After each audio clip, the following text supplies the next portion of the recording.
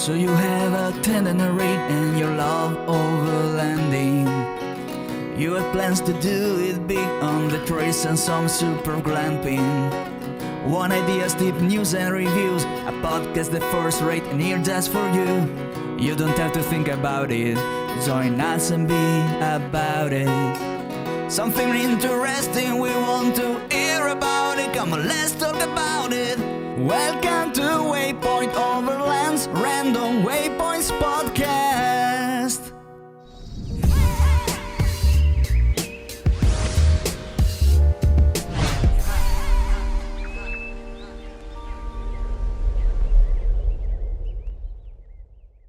Sponsored by Midland, communication for every adventure.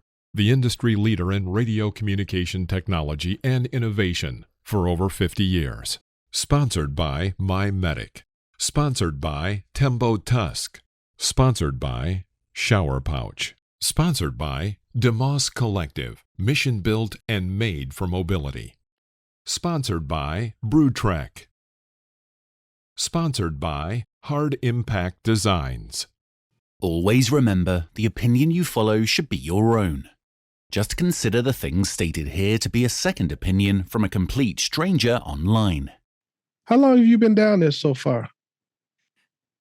Well, I've been down here in southern Baja since November, actually. So I'll be going on 6 months by the time I'm out of here. So how are you getting along with your neighbors? It's funny you say that because where I'm located is in a dry riverbed here in Los Frailes. And how do I say this? There are regulars, meaning that there's been people coming down for 20, 25 years. And then there's transients. I call them transients, largely the van life and overland community that wanders around every winter in Baja. You know, we've had an event down here that had 1,200 trucks at it in February. So there's a lot of people moving about, as you would expect from Canada and US, because it's cold up there, right? And it's interesting you bring up how am I getting along with the neighbors, because I have a lot to say about that, actually. Because neighbors are, I like that word, Phil, because neighbors to me are anybody that is around you, whether you come in contact with them here in Mexico or Wyoming or anywhere. When you're on the road or traveling, whether it's full-time or part-time, you are you're interacting with people, right? And that's what neighbors are. And I think maybe I'm wrong here, but I think you're going to agree. Most of what travel is about is meeting people, whether it's fellow travelers or locals or different cultures in different places. It's about meeting people. So it's a long way of saying it, but they're all our neighbors, correct? I agree. I like the way this is going. So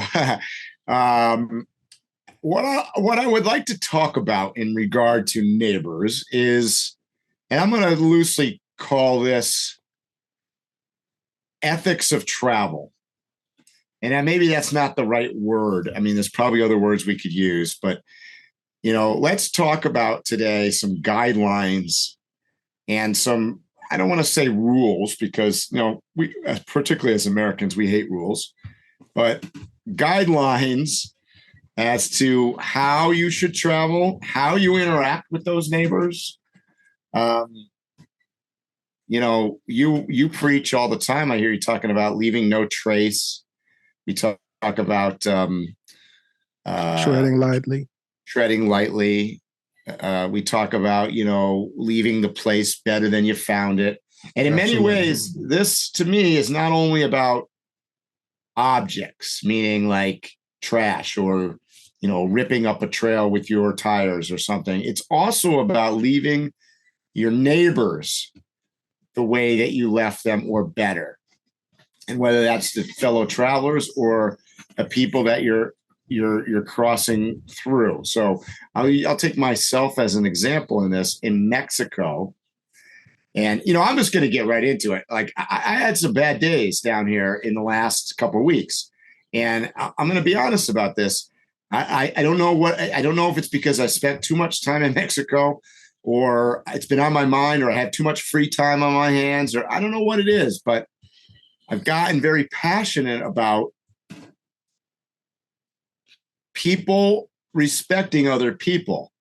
And I mean, it sounds like common sense, but too often am I hearing lately, and obviously I'm skewed by where I am, but I hear Americans, and I'm going to throw Americans under the bus here for a second, because this is what we do on the podcast. We randomly select things and people and throw them under the bus. But Americans I'm hearing a lot of, it's not safe to go to Mexico. Why bother going to that crap hole? Well, and by the way, you can substitute the word Mexico for Congo or for Uganda or Venezuela. You plug and play. Germany. I don't care what you plug and play. But the bottom line is, when I hear that, and I hear it to such an extent, and what is really where I'm going with this is what I'm struggling with a lot is, hearing it from broadcast news back in the States, because I'm not there, or people that I'm contacting me saying, "Hey, Mike, are you safe down there?" I'm just going to say it. To me, it sounds like it sounds racist. I mean, this is the only way I can say it. It really sounds like when you say Mexico is a crap hole, don't go there, it's not safe. What you're really saying is those neighbors, we don't like those neighbors. To me, that's what I hear. And I know that's taking a hard approach. But what's particularly bothered me is some of the visitors, travelers that have come across the border and continue to propagate some of that same information. I still hear it with some of the community that I get, overlanders or van lifers coming in and saying, these are people that I've met here on the ground in Mexico, saying, well, the police are corrupt and they're crooked, and take it as it is, and everything's kind of backwards. And what are you saying? Are you criticizing your people that you're visiting? Are you criticizing the country? Or are you criticizing the culture? Why are you here? That's really, like, why are you here then? So I don't mean to be a negative Nelly here, but like, it brings up the bigger conversation in our Overland community. What does being a good steward of the name Overland, and what is it being a good steward of the name traveler or nomad or full-timer or weekend warrior or whatever, what does that mean? And that's something that you and I have at different podcasts have talked about over the years, whether it's tread lightly or leave no trace, or you see, like, I'll give you an example. Like, I'll walk to the trash here, and if I see something blowing in the wind, or a can of beer that's been discarded, I pick it up, I put it in my bag, and I take it to the trash. It seems like common sense. And that's a small piece of respecting where you are, whether it's your own backyard where you live or somebody else's backyard. But this all goes back to neighbors, right? And how do we become good neighbors, whether they're our neighbor country or neighbor van lifer parked next to us, or neighbor rancher that has lived on this piece of property for 500 years. And I'm, that's the ugly side of America, if you ask me. And I get, this gets into the overlanding world to some extent. There's an ugly side.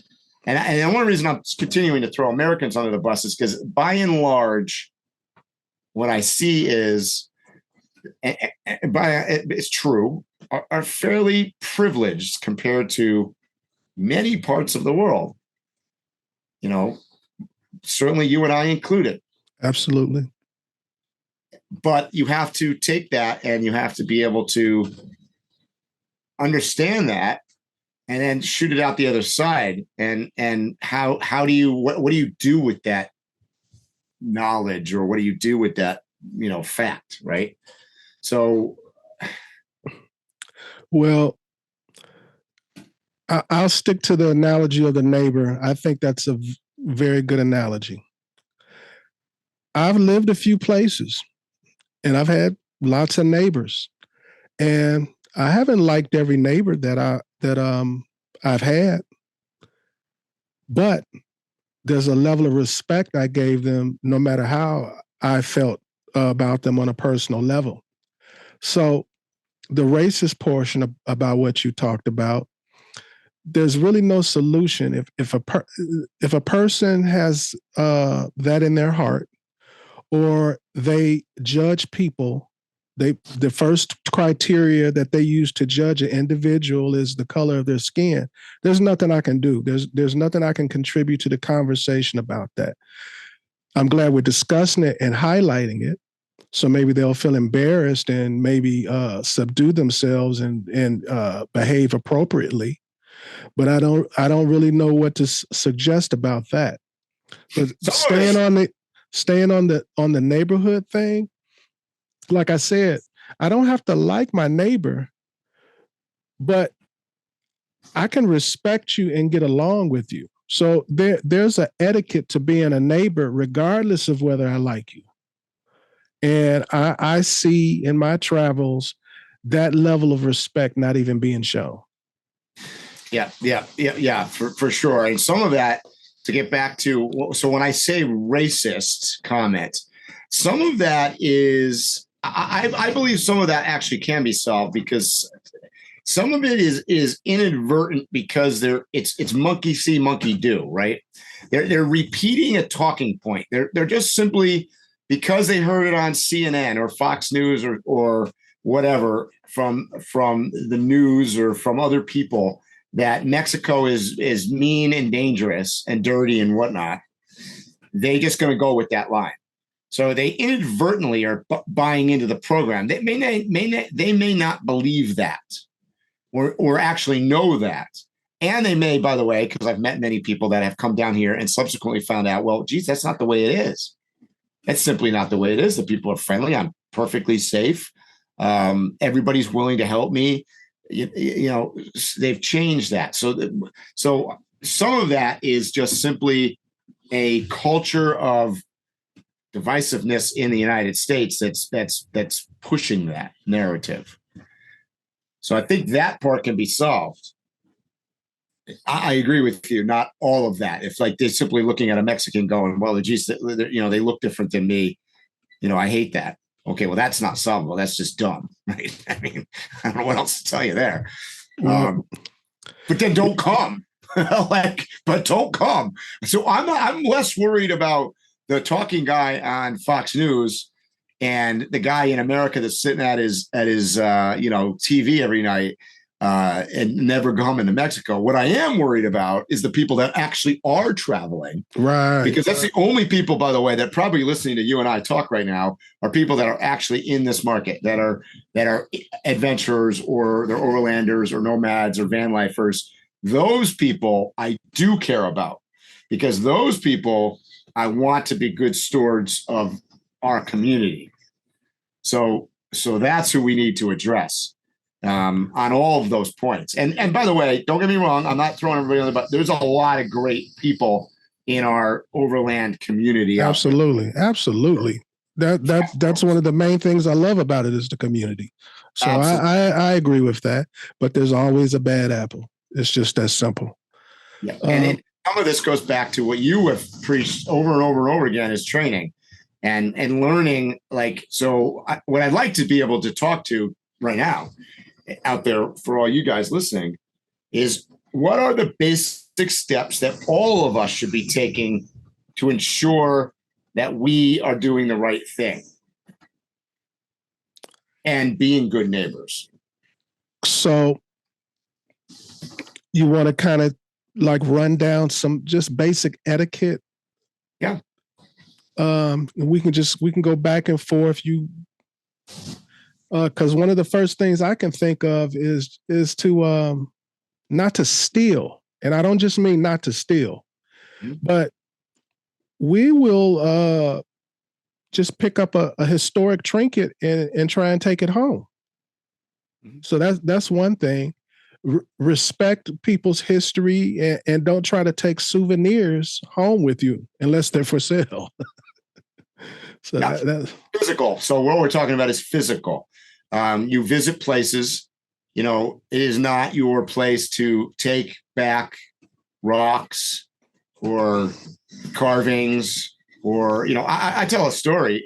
Many years ago, I was in Guatemala on a Mayan pyramid tour. And somebody in my group started carving their initials in the pyramid. You can't make this stuff up. It sat there for what? Thousands of years. And so that brings another thing I could think of is obviously if you're at a pyramid on the steps, you're literally touching the artifact. But if it shouldn't be touched, you shouldn't be touching artifacts.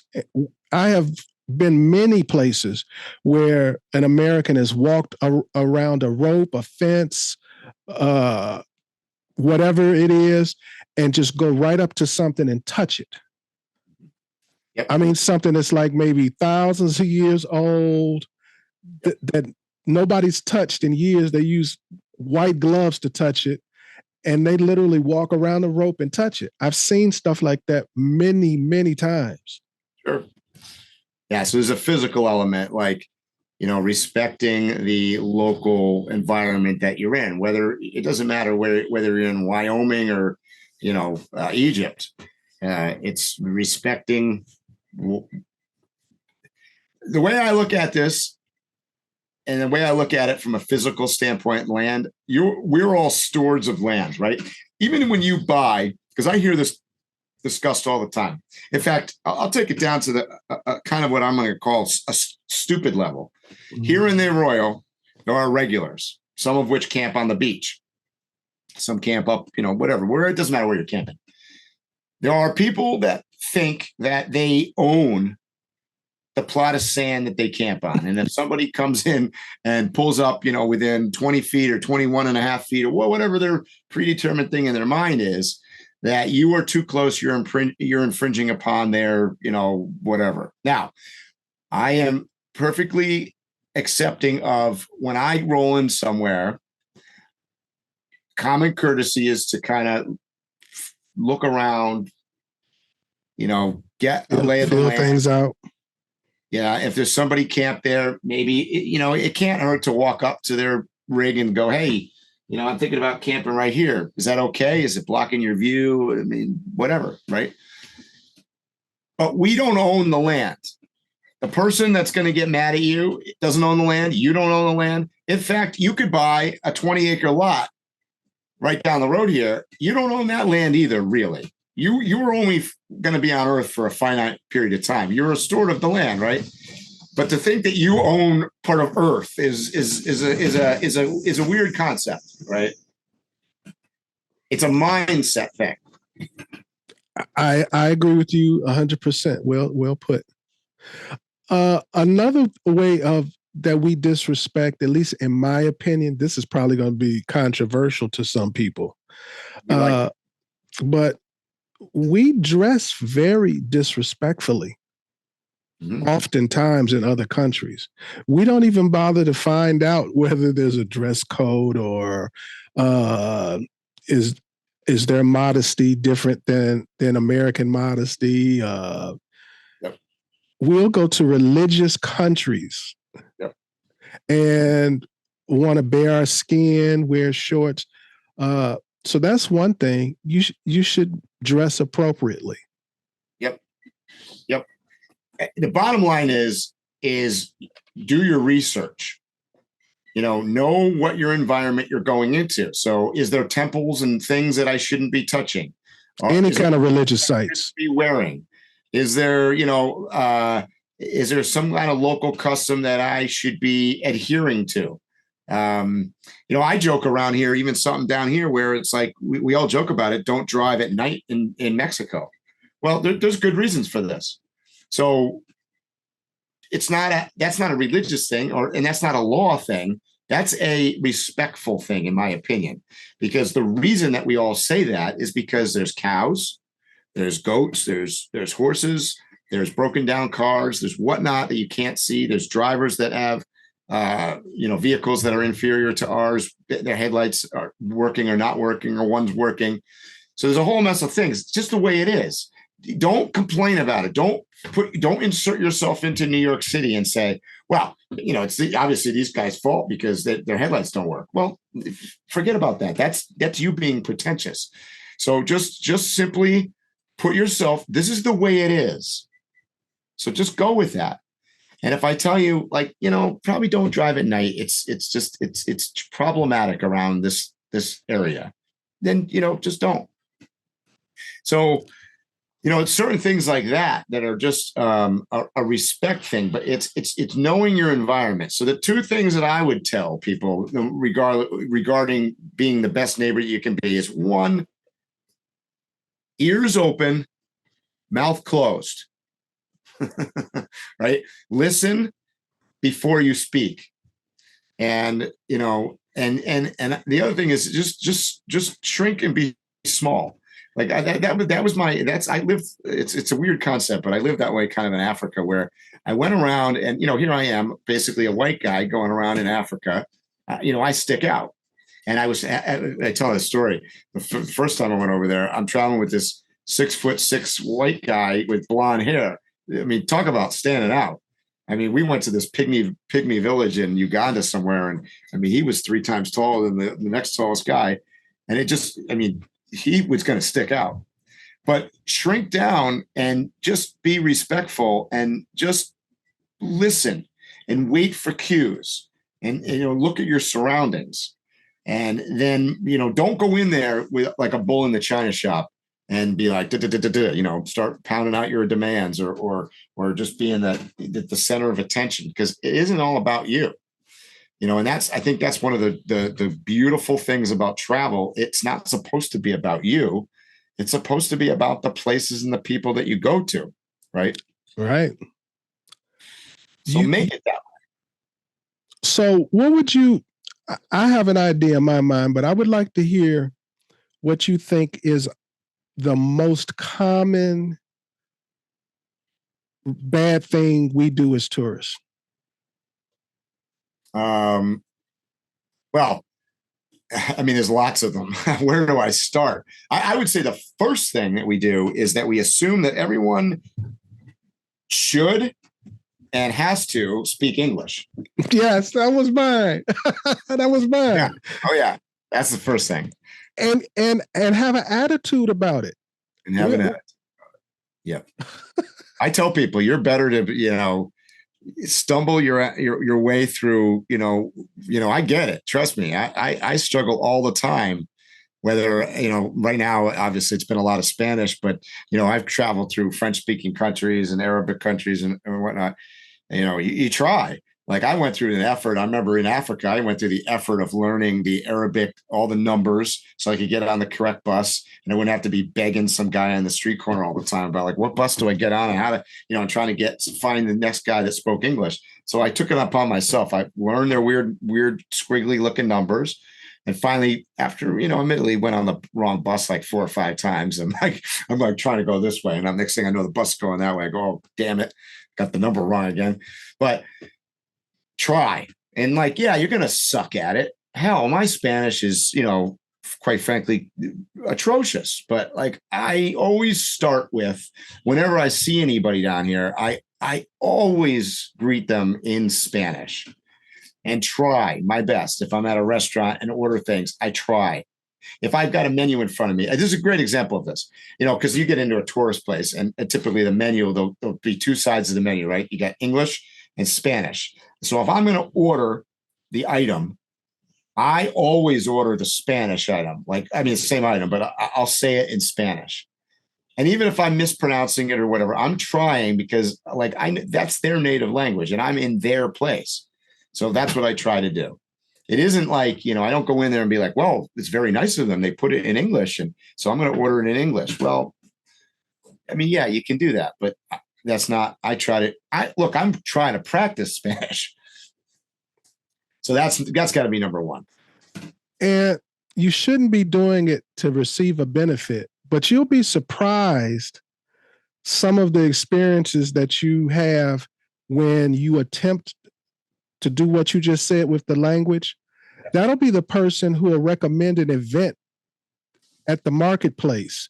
That'll be the person who will tell you about another restaurant or a trail to go on or a beach to camp on or something that you would have never known about just because you showed a little respect and showed a little effort. I try these little things. I play little games with myself. This season down in Mexico, I made it a point to try to understand and learn and hear numbers better. Because what I would do is I'd go to a market and you go through the grocery line and then they tell you, how much your groceries are. And they know, and they usually turn the little computer thing around so you can see it. It's like, 520 pesos. But I've learned, so I play this little game with myself. I don't look at it, and I listen, and a couple times I've had to have them repeat it. And so I'm forced learning because I was struggling with particularly big numbers, if it's 200, 300, 500. So I just play these little games, and the ultimate reason for it is to try to fit in, right? So, and that's kind of like what we're talking about at the beginning of this podcast is neighbors, right? How do we deal with neighbors? And fitting in has a lot to do with getting along with people, right? Respecting how they are. What is my neighbor doing that's parked next to me? Here I am. I pull into Wyoming. I'm in the Flaming Gorge, and there's a van that's parked, I don't know, we'll say 200 yards away. Well, they're my neighbor now. Maybe they won't appreciate me putting on my dancing lights under my truck at 2:00 in the morning. I don't know, whatever it is. Maybe they were setting up their telescope to look at stars that night or whatever. So it's just being cognizant of your surroundings and trying to fit in best with everybody. And yes, it works both directions. You certainly hope that they would do the same. And this is, I guess, why we're doing the podcast. So somebody out there in cyber world hears this and says, oh yeah, maybe I should do this too. Another transgression that we do internationally that this is an observation. I don't know if there's actually any kind of stats because I often see Americans smuggle things a lot, whether it's in or out. And the reason I bring it up is it's usually, I don't mean like they're doing something really criminal. They'll bring a joint across a border or some other kind of mild drug like that.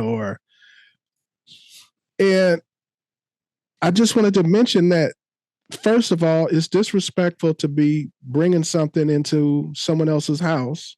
Mm-hmm. And you're not under American law.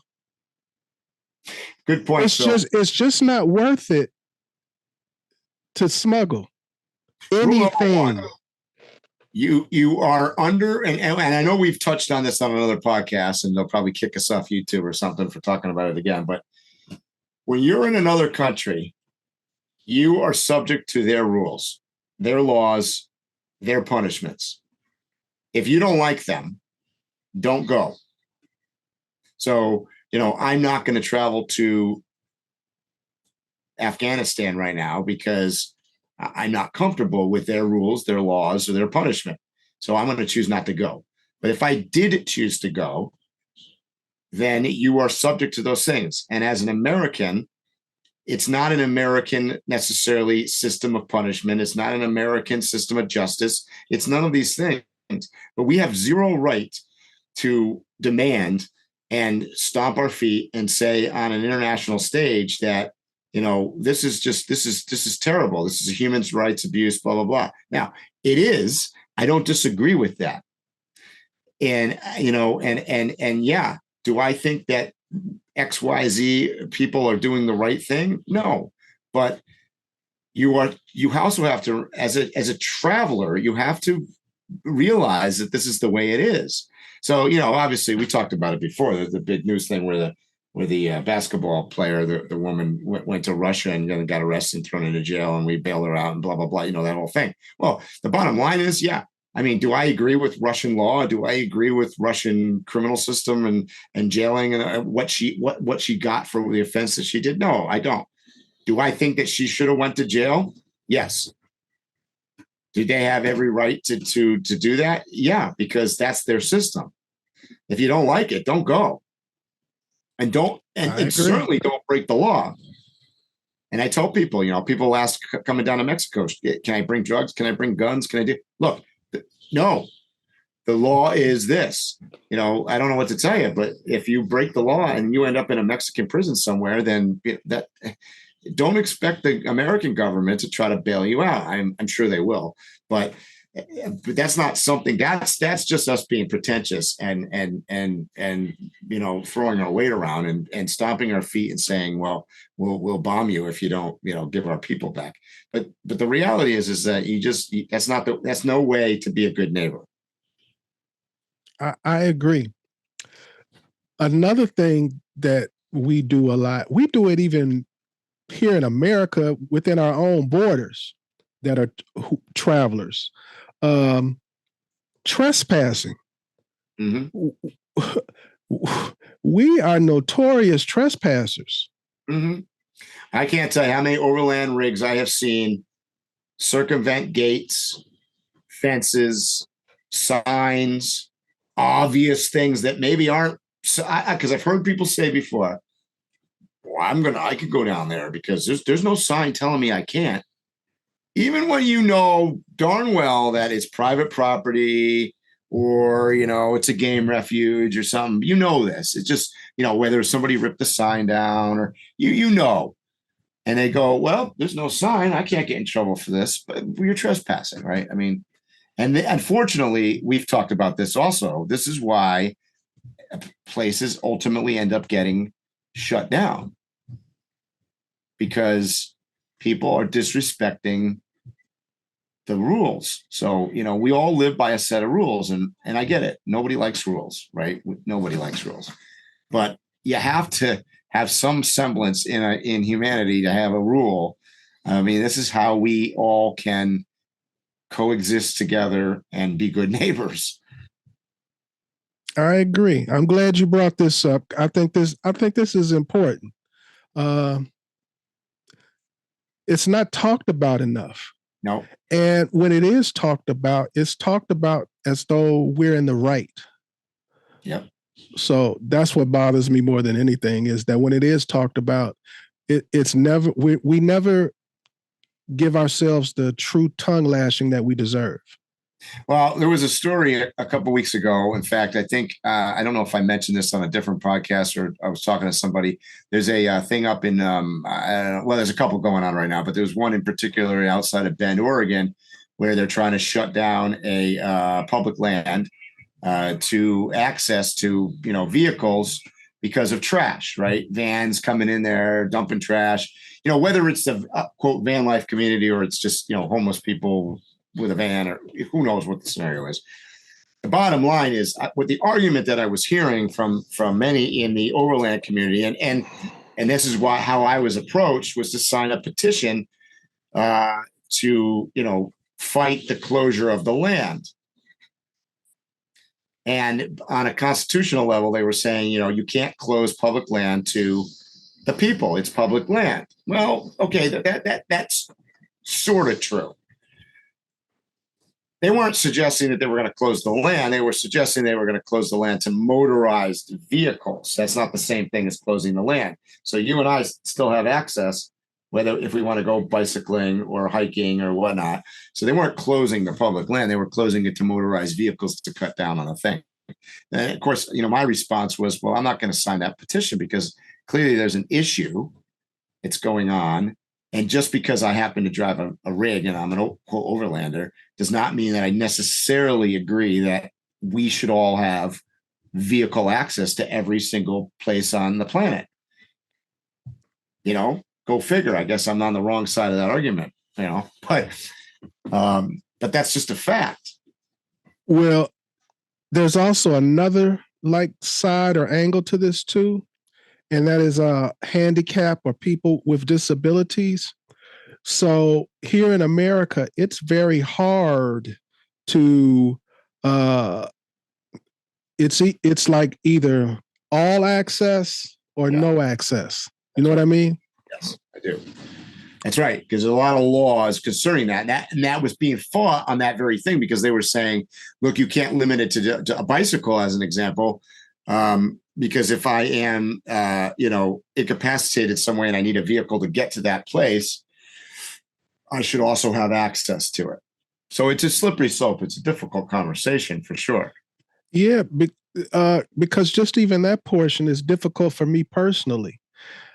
I love that that we have the laws for accessibility. I love that a handicapped person in our society today is not stuck in a house, that they can get around, that they can go places, that they can see beautiful things. But there's also a thing called equity. Mm-hmm. And everybody doesn't get the same outcome. There are places that I unless I go to the gym and spend the next 2 years getting myself together, I'm in no physical condition to do Mount Everest. That's right. Nor am I. And I don't think that there should be some kind of ramp or something. Right. Yeah. A ski lift to get to the top of Everest for those of us that don't want to go to the gym. So although I think, and I love and I support the idea of accessibility, there should be places still for able-bodied people to go, and it's up to what you physically are capable of. Right. Does that make sense? Absolutely. Yeah. So, I mean, we've talked about a lot of things being a good neighbor. It comes down to physical. It comes down to cultural. It comes down to the environment. Let's talk about that for a second. The environment, like I see people, and there's, people on every side.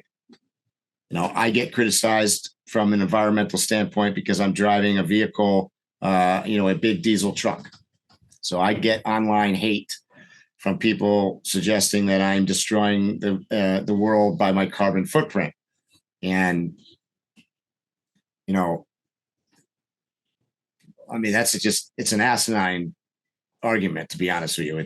It's based on zero reality. I had a guy last week say, you're destroying the world for my grandkids and my children. And I said, well, buddy, you had 4 grandkids and 2 kids, and their carbon footprint is obviously way bigger than me being a single guy with no family. I live in a truck. I live on solar. I had a house before, which in New England, I had fuel bill and heat and driveway plowing and all this stuff. So my carbon footprint is way lower than it was. So your argument is based on just a total load of bullshit. Well, that argument has so many different layers to it. I mean, take the average. What did you say? He had 3 kids. He's married, right? The average family like that, how many times a week do they spend $20 to have some little small item from Amazon shipped to their house in 2 days? Yeah.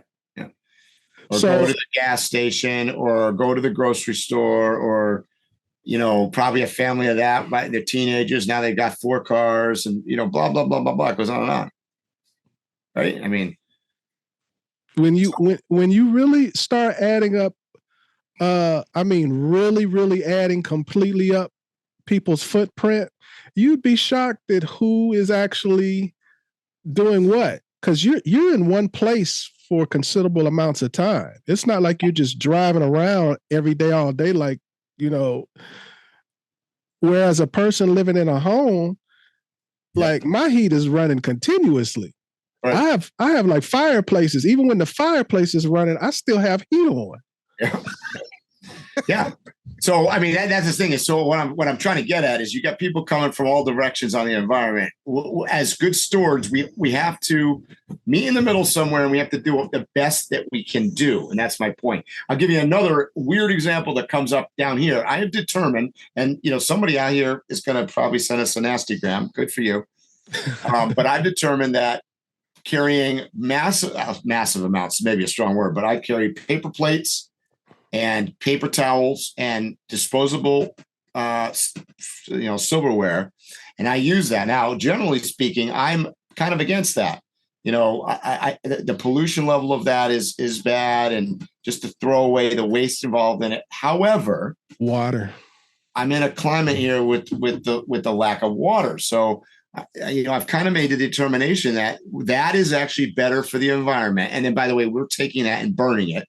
So we're not creating, and I'm staying to paper and cardboard products. So it's not plastic or whatever, but I'm burning those. So we're making a fire at night and we're burning our trash and whatever. So it's not compiling trash anywhere, but that's better than using water, because we're in a place where water is gold. So, so you kind of have to look at all of those things. Now, if I'm in, I don't know, Oregon or something, and the water is not an issue, then I have plates and I have silverware, and don't use throwaway stuff, because that is harmful. It's obviously factories making it and whatnot, but you have to look at the whole picture. And that's my point. You got to look at the whole picture.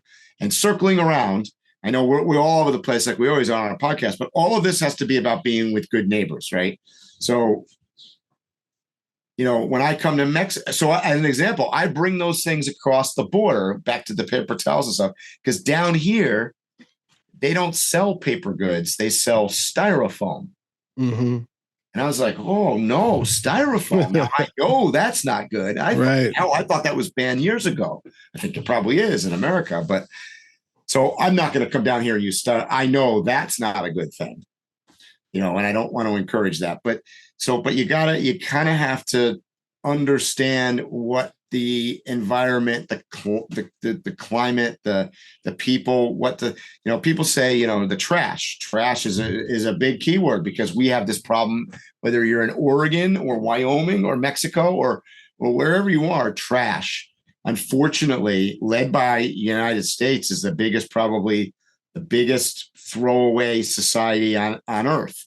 Everything has to be we hate it if it's not prepackaged. Mm-hmm. God forbid I got to assemble something. So that's all throwaway product. And, we have in the States, we have I'm going to call it a fairly decent system for throwing away things and for trash. But, you get down to developing nations where they don't, and our American influence is spreading. So I can get Kraft macaroni and cheese in a box now in Mexico, where I probably couldn't 5 years ago. But the problem is their infrastructure hasn't caught up to America. So now that Kraft macaroni and cheese box ends up on the side of the road. And we, as an American going by, go, oh man, I can't believe, why are they such a horrible people? They just throw it out the window. Because they don't have the infrastructure in place to handle the issue. And quite frankly, it's in some cases, the culture hasn't gotten there yet. Because to say, I'm pretty sure 50 years ago in America, it was perfectly acceptable to throw your cigarette butt out the car window. Mm-hmm. And that's just normal, right? And we've now, as a society, pretty much agreed that no, that's not good. Right. But things change. So, they used to prescribe cigarettes in America. That's right. Exactly. They're good for you. So things change, but you got to realize, if you look at a broad section of the world, and made up of 210 countries, or how many ever countries there are, not every country is at the same level. It's not a flat line. It's, if you were to put it in years, there are countries that are in 2023, and there are countries that are in 1950, and there's probably a few countries on Earth, honestly, that are probably in like 1890. So You got to understand that. I agree. But what I really wanted to get out in this discussion about neighbors is that, to be good neighbors, you have to think, try to listen. Try not to come up with preconceived ideas or to go with what the mainstream media may or may not be telling you, or to, make your own decisions, do your own research. So if you and I want to go do the Pan American Highway, do our research, determine what is our level of acceptable risk or not. It isn't listening to CNN tell us that, this country is the blah, blah, blah, blah, blah. Like that isn't, the other thing is you could talk about, Mexico, a good example of this a couple of weeks ago, the Americans got killed in northern Mexico. Well, I'm in Baja. We're not anywhere near each other. That's like saying something happened in Chicago and it's going to affect somebody in New York. It's just not. So do your own research. Find out what the culture begs of you. If I'm going to go to Saudi Arabia, I'm not putting on my German Speedo to walk around at the mosque. You just, you're not doing that. So respect. Well, fear is a hard thing to overcome. And I want to address that part of it. The fear that people have is because of the unknown a lot of times. And from the people always hear the bad stories. They never hear all the good stories. You should go into, I'm really frustrated right now because why do you want to go to a certain place if you don't like those people? I am so glad you said fear, because that's exactly what motivates most of this. It's the fear of a different people. It's the fear of a different culture. It's the fear of getting stuck. It's the fear of missing out. It's the fear of not having all the Overland gear that you need on your truck. And what if, and what if, and what if. It's fear-based. But Mike, I'm sure you'll agree with me with this. You have been listening Most to people, Waypoint I don't Overland's care Random where they Waypoints. live. I don't care what country they live in. Subscribe and I stay don't care tuned what for the more. ideology or politics of that country is that they're in. Most people are decent folks. Mm-hmm. They have no malice in their heart. You're Nope. pretty. So I just wanted to. That's the thing is just listening. Do your research and listen. So, like when somebody says this place is dangerous, okay, Mm-hmm. why? What makes it dangerous? Okay, these events have occurred. Okay, what were the scenarios behind them? What are the chances that look? Because everything's odds. Because let's face it, if you are a personality type that is not a risk taker, first of all, you're probably not out doing adventures. Right. So, but if you're a certain personality type that is not a risk taker, then your level of risk, adverse things is going to be different, right? And ultimately, if you're going to protect yourself from everything, you're never leaving your basement, right? And we saw this during COVID. We saw a lot of this occur where there was varying degrees of what people were. Some people would not leave their basement, quite literally. And then other people were just, well, whatever happens, happens. And, exposed what people's true, what they really were. If a person really was an explorer in their heart, yep, they went out. If they were really more a hermit, they stayed in. I really noticed that during COVID. Oh, for sure. And that's the thing is, so do your own research. Determine whether it's COVID, Ebola, or just simply going to Mexico. You're weighing a bunch of things on a piece of paper and then making your own determination. So, if I look at I'll use myself as an example. I'm fairly I'm a risk taker, I guess. To most people, I don't really consider myself to be a super risk taker, but compared to a lot of people, yeah. okay, I'm going to go to Mexico. 2 people were killed in Matamoros, 2 weeks ago. What's the scenario?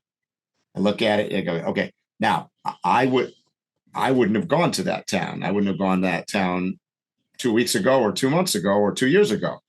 So it wouldn't have been on my radar because it's not, it is not legitimately, it is this area that's probably not that safe. Not the same as going to Baja. I'm going to go to cross the mainland. Okay. I've been to various states. In fact, some of them were drug cartel, what I would call drug cartel controlled states.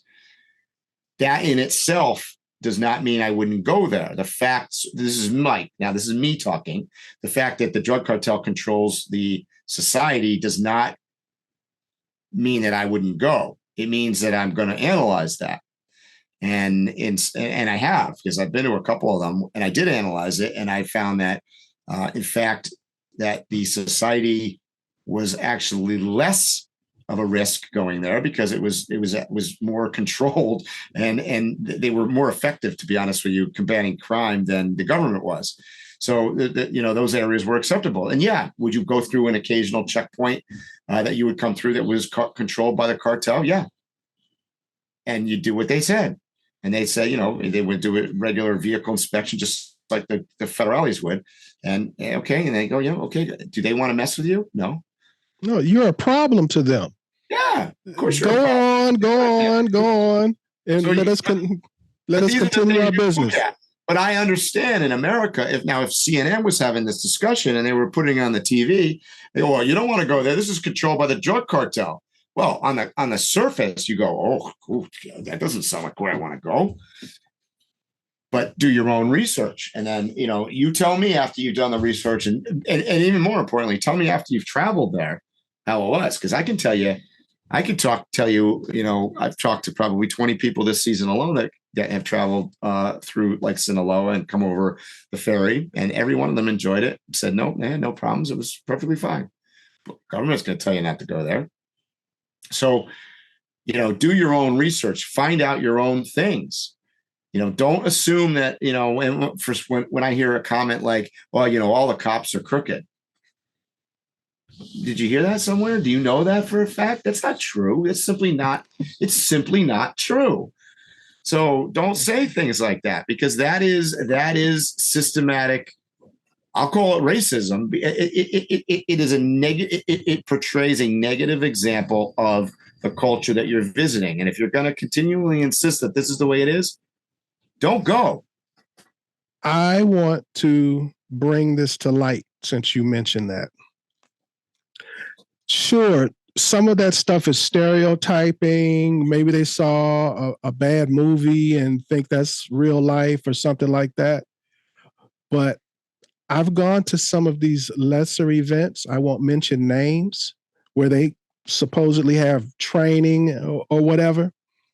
And it's big business now to be a trainer and discuss how do you cross borders, and I'll listen to some of these guys and they're basically selling fear. Yeah. They're making it like these checkpoints and these border crossings are like World War II or something. So it's actually coming from business too, from a business aspect too. There are people who are selling the fear. Maybe they've done the trip once themselves. They come back and then they go to these little events and then they teach about how to cross the borders, and almost their whole spiel is how dangerous it is. And they give these scenarios that it didn't happen to them, but they tell you about these 10 different scenarios. So that I just wanted to bring that to light. It's actually coming from people who are trying to make a business out of it. There are even some people who are selling the fact that we'll teach you about the border crossings and we'll take you on a trip to Baja and get you across the border and back. Yeah. And unfortunately, it's sad because it's indicative of what you see on television in the States. And I wouldn't just throw the States under the bus here. There's other countries that do it too, because media is a big business. So the more drama and the more pot stirring and the more fear mongering that you can put out there, the better, the more you get paid for commercials, right? So, I mean, it's kind of the same concept. But as overlanders, we should not be partaking in this. And then that to sum up our conversation today in today's podcast, and being a good steward of both the land and the overlanding community in general, and being good neighbors. Let's not be a part of that program. Let's do our own thing. Let's respect where we go. Let's respect the people. Let's help with trash cleanup. Let's, not destroy trails and get them closed down. Let's all work together as neighbors. We can all get along and, help each other out. And those are the things that I think that make travel the best. Like, I know for me, it's always been about the people. It continues to be about the people. And, that's, and when it comes down to it, that the people are neighbors. So let's all work together. And I think that is the most important thing, in this discussion by far. Well, it's reaching critical mass, because I was reading some statistics about travel. And they were saying something about like in 2017, there were 1.5 billion departures. Yeah. And in 1970, it was like 235,000 versus 1.5. So, and it's going to keep increasing. And it increased even through COVID. So, these things are going to exponentially get worse and worse if there's not some change. There's two things going on there. One, it's increasing the travel and increasing the interaction, but it's also, it makes the world smaller, right? So you've got that culture. It's easier to have clash because you and I can get on a plane and we can be in a country within a matter of 24 hours, anywhere pretty much on planet Earth. That's totally different from where we are today. And that didn't exist necessarily 50 years ago. So, our accessibility is increased, and accessibility comes with the need for the respect side of it.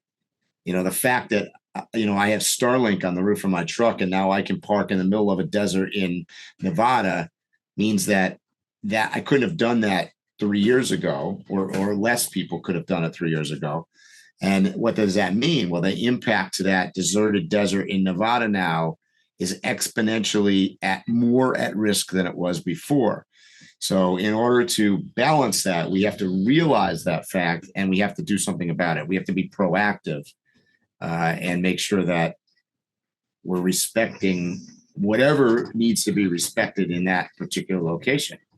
And one of the things that could happen fast or immediately if we don't change quickly is Americans being restricted from travel. Mm-hmm. If you remember during COVID, a lot of countries started allowing travel back and forth, and the only people who weren't allowed in their countries were Americans. Yeah. Now, if you believe it was only for health, right? It was, we don't have to bother with you right now. Right. So sooner or later, it's going to reach a certain level where certain countries are going to be like, there's no recreational travel to our country. If you're not here for business, don't come. Yeah. Yeah. And unfortunately, a lot of this, we haven't mentioned the word, but a lot of travel and a lot of issues and a lot of, the conflict is caused by money. I mean, money is the driving factor behind everything. So, even here, we got to be careful because, the same, we could destroy culture here in Mexico, as an example. And sadly, they're going to somewhat allow it because they want our money, right? That they need the income and the tourist dollars. So there's some acceptance of the fact that, well, we're going to get tourist dollars, and on the negative side, the Americans are going to come and, destroy our XYZ. And there's some truth to that, whether it's culture or environment or, whatever the destroying component is, there's always something. So it's a give and take. So anyways, I don't want to end on a negative note, but that was kind of I'll call that our podcast on ethics of travel. But bottom line, just respect, listen, use your ears more than your voice. Be a good neighbor. Be the neighbor that you would want your neighbor to be. Yes. And not just your neighbor next door to you, but your neighbor in the next country, the next continent. Yep.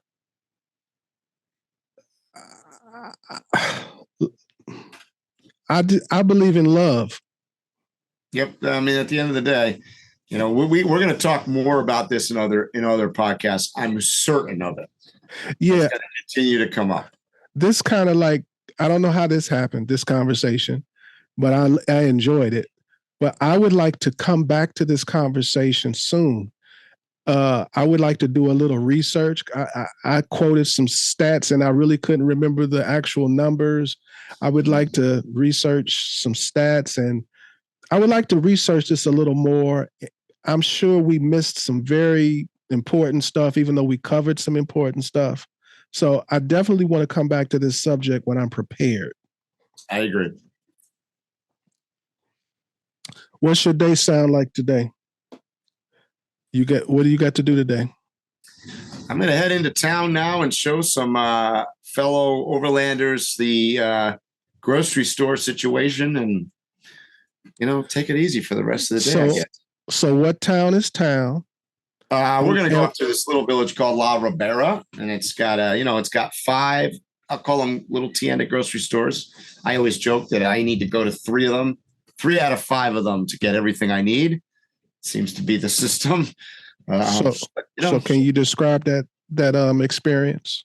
They're little tiendas that you go in, and there's not a lot of stuff that you're always familiar with, but there's staple items. Like I'll go in and I'll need pasta and peanut butter and tortillas, and one store has tortillas, and then the next store you go in, they don't have peanut butter, so you got to go to the second store, and then if I got to go get cerveza, I prefer Pacifico or Victoria, and that one has Tecate, so I got to go to the third one to get the beer, and so it's kind of an adventure every time. It's not like our prepackaged. I call it America's prepackaged. So not only is the product prepackaged, so are the grocery stores. You go in, you could pretty much go into a Stop and Shop on the East Coast, or an Albertsons, or a Southland, or any store across America, and they're all kind of the same, right? They're big and they got generally everything. One of the things I've noticed, the difference in America compared to other places is brands. So, if you want peanut butter, you can get, 7 brands of peanut butter, or, how many 30 kinds of cereal, or probably more than that. That's not necessarily the case in other places. Your options are more limited. Well, I have learned when I'm in another country and I do see one of our brands that I like, I still don't get it because it never tastes the same. Oh, no, it does not. No, it's kind of funny. They usually have different requirements. Like, here in America, they can put anything in the food. Yeah. Some of the other places, that's why I like Mexican Coke. Because they don't, instead of high fructose corn syrup. It's funny you say that. Doritos down here in Mexico are spicier. I guess in Mexico, right? They're going to be better at Doritos, but the Doritos down here, the regular flavored Doritos are spicier than the ones that you're going to get at 7-Eleven in America. So we'll never get a Dorito sponsorship after what I'm about to say. Oh boy. I hate Doritos. And this is why I hate Doritos. Doritos used to be my favorite chips growing up. Yeah. And I loved them because of the nacho cheese. Yeah. But as life's gone on, they keep dialing back the amount of nacho cheese on them. And then periodically, they do like a McDonald's McRib thing to us. They'll be like, now with more extra cheese. Well, no, that's the amount of cheese that originally was on it. Yeah, that's true. So they tease us and give us like what we want, and then it goes away. For those of you that don't know, my favorite Doritos flavor is Cool Ranch. And in fact, you cannot get Cool Ranch in Mexico. They got about 25 flavors of Doritos down here, and Cool Ranch is not one of them. I don't know why, but you can't get it. Anyways, that was the most important part of the podcast, sponsored by Doritos. Maybe they'll listen. Maybe this will go viral, and we'll be the people who made it happen. Yep. All right. All right, Mike. Thanks for talking with me. Is there anything else you want to say before we get out of here? Be a good neighbor.